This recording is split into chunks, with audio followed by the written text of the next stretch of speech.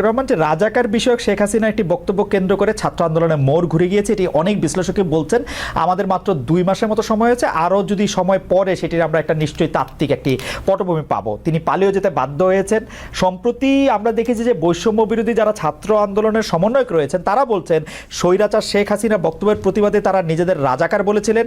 সেখানে তারা বলেছিলেন কে বলেছে স্বৈরাচার, কিন্তু রাজাকার বিষয়টি তারা ধারণ করতে চান না। কিন্তু আমরা দেখেছি যে জামায়াত ইসলামের বিভিন্ন সমাবেশে আমরা রাজাকার স্লোগান পাচ্ছি। এ থেকে আপনারা আসলে কি বার্তা দিতে চান? আমি আরো স্পেসিফিকলি বলি, সম্প্রতি টাঙ্গাইলে আপনার জনসভায় আপনার বক্তব্য চলাকালে কর্মীরা স্লোগান দিয়েছে তুমি কে আমি কে, রাজাকার রাজাকার।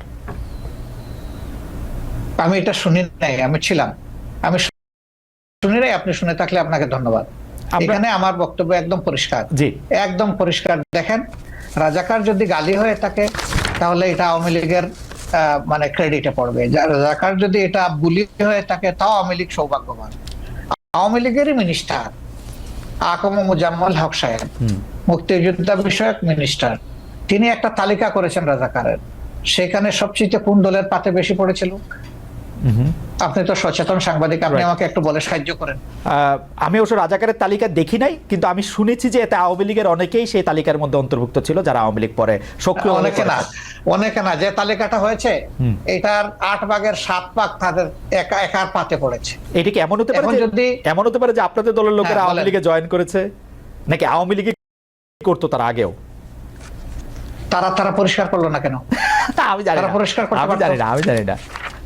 না, তারা হয়তো পরিষ্কার করতে পারতো। তাইলে যে দলে যেভাবেই হোক, যে দলে রাজাকার সবচেয়ে বেশি সেটা হবে রাজাকারের দল। ভালো হইলো তাদের ক্রেডিট, মন্দ হইলো তাদের লাইবিলিটি। কিন্তু আপনার দলের মধ্যে থেকে একটা আছে না একটা শফিকুর রহমান, আপনি আপনার রাজনৈতিক মতবাদ, রাজনৈতিক আদর্শ, আপনি যেভাবে চলছেন, যেভাবে বলছেন, তার বিপরীত আদর্শেরও অনেক কিছু কি আমরা আসলে দেখতে পাচ্ছি, যেটা অনেক সময় আপনার কাছে আমি জানি না কাম্য মনে হচ্ছে না। যেমন ধরেন ঢাকা বিশ্ববিদ্যালয়ে বহিরাগত বলে সম্প্রতি একটি ছেলেকে পিটিয়ে মারা হলো, বা তাকে চোর বলে এটি বলে জাহাঙ্গীরনগর বিশ্ববিদ্যালয়ে তো একজনকে মারা হলো, বলা হলো যে সে আসলে ছাত্রলীগের কর্মী বা নেতা। এই বিষয়গুলিকে আসলে আপনারা কিভাবে দেখছেন? মানে এটি কেন হচ্ছে বলে আপনার মনে হয়? আমরা মোটেই ভালোভাবে দেখি না। এটা যারাই করুক এটা তারা সঠিক করে নাই। তাদেরকে আইনের আওতায় আনা উচিত, চিহ্নিত করে এরা কারা। এই বৈষম্য বিরোধী ছাত্ররা জাহাঙ্গীরনগর বিশ্ববিদ্যালয়ে নিজেরা মিছিল করে দাবি জানিয়েছে যে এরকম যারা আছে তাদেরকে আইনের আওতায়, আমি তাদের সাথে একমত, তাদেরকে আইনের আওতায় আনা উচিত। যেই করুক, আমি করলে আমাকেও নেব, আপনার কাছে আপত্তি নেই। আপনার কাছে কি সরকারকে একটু দুর্বল সরকার মনে হচ্ছে? মানে এই দাবি জানাতে হচ্ছে কেন? একটা মিসক্রিয়েন্ট ঘটবে, সরকার গ্রেফতার করবে বা করবে না, সেটা তো একটা স্বাভাবিক ঘটনা হওয়া উচিত। এই সরকার কি একটু মানে আপনার কাছে কি মনে হয় যে আপনি একটা রাজনৈতিক নেতা হিসাবে এই সরকার কি একটু দুর্বলতা দেখাচ্ছে, নাকি সরকার সময় নিচ্ছে? কি মনে হয় আপনার? আপনি যেটা বলেছেন যে দাবি কেন জানাতে হবে, সরকারের মেশিনারি তো অটোমেটিক্যালি এটা ফাংশন করবে, এটা হওয়া উচিত। কিন্তু দাবিকেই প্রথম, আগে নির্বাচিত বা পলিটিক্যাল গভর্নমেন্ট যারা ছিলেন তাদের কাছে বিভিন্ন দাবি মানুষ উত্থাপন করে না এই সমস্ত বিষয়, তাহলে এটাকে আমি আলাদাভাবে দেখবো কেন?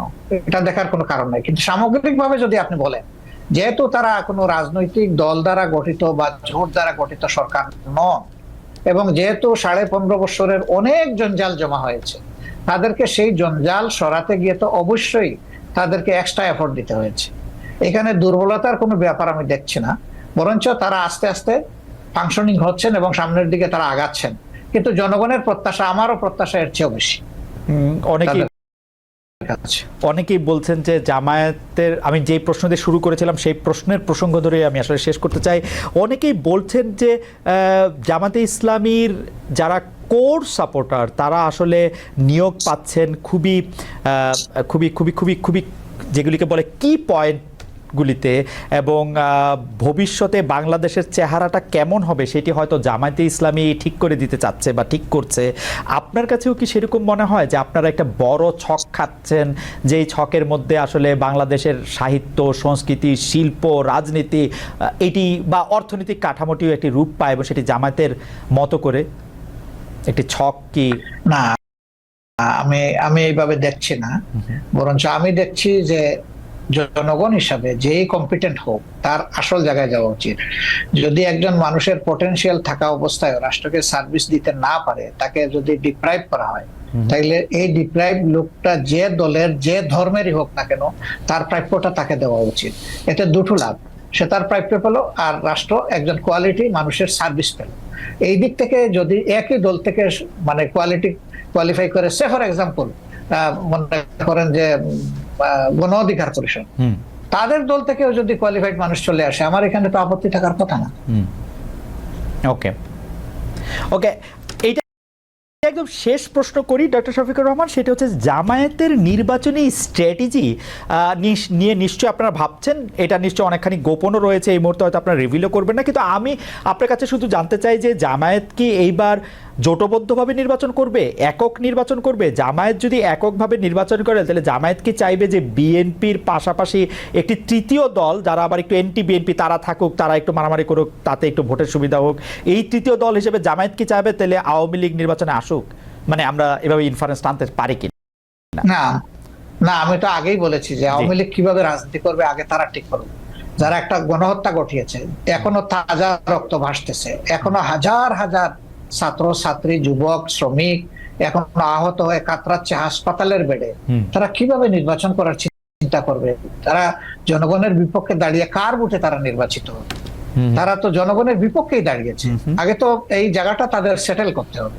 তারা এখন কিভাবে নির্বাচন করবে এটা তো আমার বুঝে আসে। আর আমরা তাদেরকে প্রমোট করবো, এলাও করবো, প্রশ্নই উঠে না। কারণ এই 15.5 বছরের সবচেয়ে নির্যাতিত, বড় নির্যাতিত দলের নাম হচ্ছে বাংলাদেশ জামাত ইসলামী। এই দলের একজন করে 11 জন শীর্ষ কেন্দ্রীয় নেতা, 2 জন সাবেক আমির সহ, জুডিশিয়াল কিলিং বলেন আর যে পারপাসেই বলেন, অত্যন্ত মানে কনকক্টেড একটা ট্রায়ালের মাধ্যমে তাদেরকে শেষ করে দেওয়া হয়েছে। আর তো কারোই ক্ষতি হয়নি। কিন্তু 2 নম্বর হচ্ছে আমাদের সবগুলা অফিস ছিল সিলগালা করা। কিন্তু 3 নম্বর হচ্ছে যে আমরাই একমাত্র সৌভাগ্যবান বা দুর্ভাগ্যবান দল যাদের উপর ঝাল মিটাইতে গিয়ে আমাদের নেতাকর্মীদের বাড়ি বোল্ডোজার দিয়ে ভাঙা হয়েছে। এটা কিন্তু আর কারো বাড়িতে যায়নি। 4 নম্বর হচ্ছে যে এই আন্দোলনের সবচেয়ে ওয়ার্স্ট ভিকটিম আমরা, যে শেষ মুহূর্তে এসে আগস্টের 1 তারিখ আমাদেরকে নিষিদ্ধই ঘোষণা করে দিল।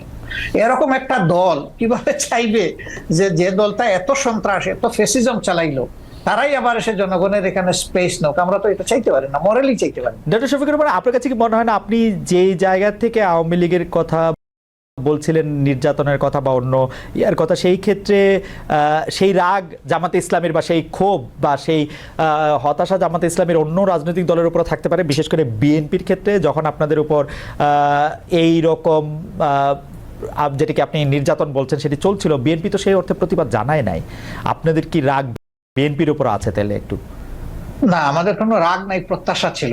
সব প্রত্যাশা সবসময় পূরণ হয় না, এই জন্য মাইন্ড করতে নাই। আর আপনি রাজনীতি অনেক বড় পরিসরের বিষয়, পারিবারিক, ব্যক্তিগত অথবা আপনার পেশাগত জীবনেও আপনার সব প্রত্যাশা চাইলেই আপনার পূরণ হবে না। এই জন্য অনেক সময় ধৈর্য ধরার প্রয়োজন। আর এই ক্ষেত্রে মন যত বড় করা যাবে ততই লাভ, লস নাই। ডক্টর শফিকুর রহমান, আপনাকে অনেক ধন্যবাদ। অনেক দর্শক আজকে আপনার এই অনুষ্ঠান দেখেছেন, 31,000-এর বেশি দর্শক আসলে লাইভ ছিলেন আপনার এই অনুষ্ঠান দেখার ক্ষেত্রে। অনেক প্রশ্ন তারা পাঠিয়েছেন, সব প্রশ্ন আমি আসলে নাম তো বলতেই পারিনি, কিছু প্রশ্ন হয়তো আপনাকে করতে পেরেছি, কিন্তু আসলে একটি অসাধারণ অভিজ্ঞতা। আপনাকে অনেক ধরনের প্রশ্ন করা গেছে, আপনি সাবলীলভাবে আপনার জায়গা থেকে আপনি এগুলো উত্তর দিয়েছেন, আমাদের অনেক ধন্যবাদ জানবেন। কারণ আমার কাছে মনে হয় দর্শকরা যদি এই অনুষ্ঠানটি আবারও দেখেন তাহলে দেখবেন যে এমন কোনো প্রশ্ন নাই যে প্রশ্ন আসলে ডক্টর শফিকুর রহমান উত্তর দেন নাই।